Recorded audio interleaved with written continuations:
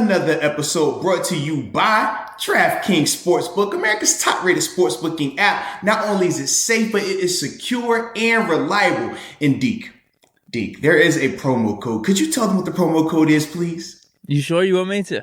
I mean, because they hear it from me all the time. I just feel like it's better when it comes from you. Okay. It's pretty simple. It's easy to remember. It's MOATS. MOATS. Boom. Can't go wrong with that. So for all the first-time users out there, if you use the promo code MOATS, you'll receive up to $1,000 in deposit bonus money. So stop wasting time, download the app, use the promo code, and get an opportunity to make a little money. We're going to transition into that perfectly because with the comments coming from Big Ben in terms of him wanting to come back and do everything that he can for the team, that instantly, tied him to Pouncey, because obviously everybody knows to this point that him and Pouncey have always said, especially these past couple of years, that they want to go out together. They want to retire together. So hearing that Ben wants to return and will do whatever it takes to return from a contractual standpoint, now people are wondering, okay, is Pouncey going to be the guy? Is he coming back? So it's definitely interesting to see like that whole dynamic to me. Yeah. So do you want to talk about this Ben contract? Because obviously, I was thrilled about it. I got all the quotes. Man. I got all the quotes that I need to see.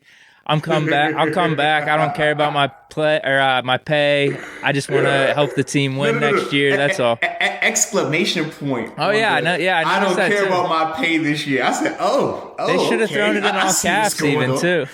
I mean, if you're gonna do it, double down on it, right? That's all I need to see, man. I was hyped that whole day. Yeah, man. But what he's basically saying is, he'll be 39 next year. Obviously, it will be his 18th season if that were to happen.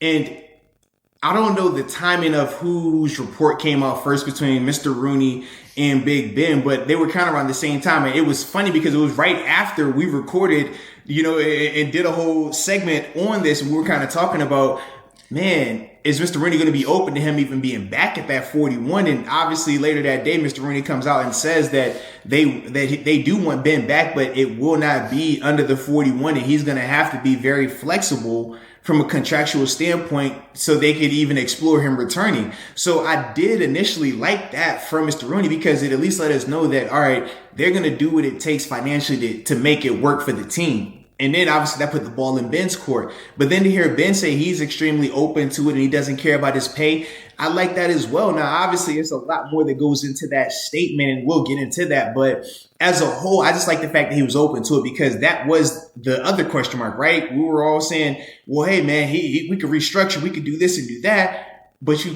kept saying, well, what if he's not open to it? Is he going to want to do that? But yeah, because we didn't hear from him up to that point.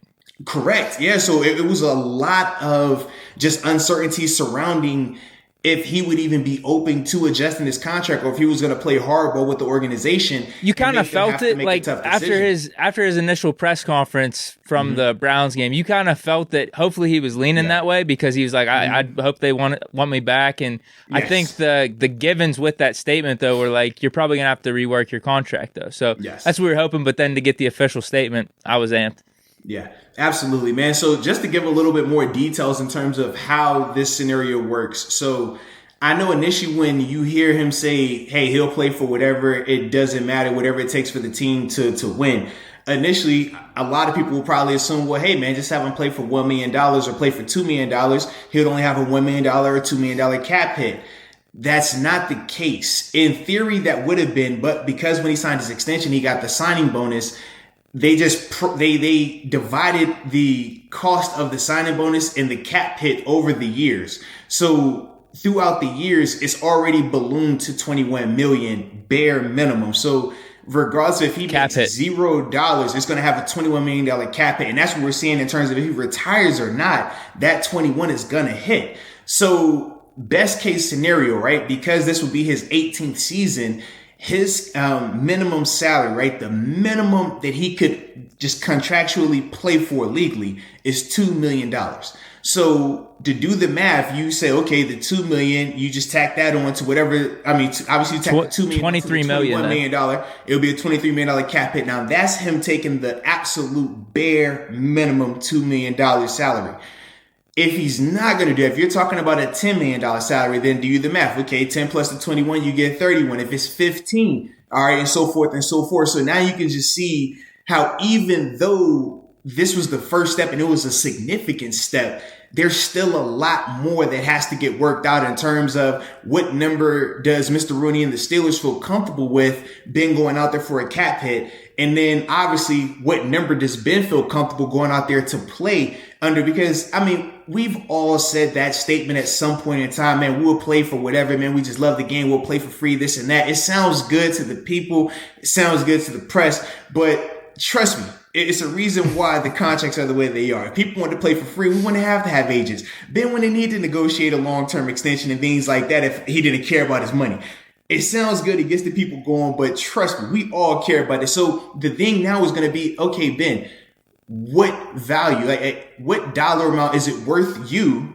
You know, is it worth it to you? Because we all have that number, right? He might say, hey, I'll come back and play for 10. Anything under 10, I don't want to do it. He might say 5. Anything under 5, I don't want to do it. Compared to what he would, you know, is scheduled to make or what he would normally be making, that is crumbs to him, you know? But to him, he might say, I'm willing to play for that much less than the 20-something million that I'm scheduled to make or 30-something million that I'm scheduled to make. So it really just is going to depend on him and the team. Like I said, just finding that middle ground. But to hear both of them saying that they're open to it, I'm at least happy about that because that's the first step. How do you see it playing out? What do you project? Because there's a $15 million roster bonus coming up right in March. Mm-hmm.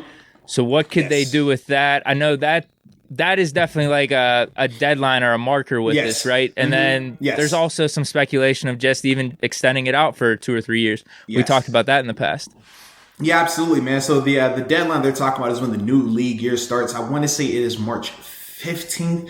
It's always around that like second week of March. I always laugh because anytime I was a free agent, it's typically around my birthday. And I always tell my wife, hey, she's like, what you want for your birthday? Just to be signed, you know. Birthday's on the 14th. Can I get signed somewhere, please? Dude, you made it 9 years. Hey, man, I had some good birthdays. So I'm saying, you know, it was all good. But that, to me, in terms of what I think will happen, man, it's really tough without knowing the number for Ben. To me, I don't think he's less than 10, personally, because if I'm Ben and you think about what he's been making throughout these years, 20s, 30s, to go down to 10, that, I mean, now granted, you have to understand this. We're talking about this from a football perspective. It's a lot different than just your regular person. And that's another reason why typically we don't like to talk money or publicly talk about contracts, because a lot of times, I mean, the consumer, the fans, they just, to them, it's just a big number, right? It's hard to fathom at times.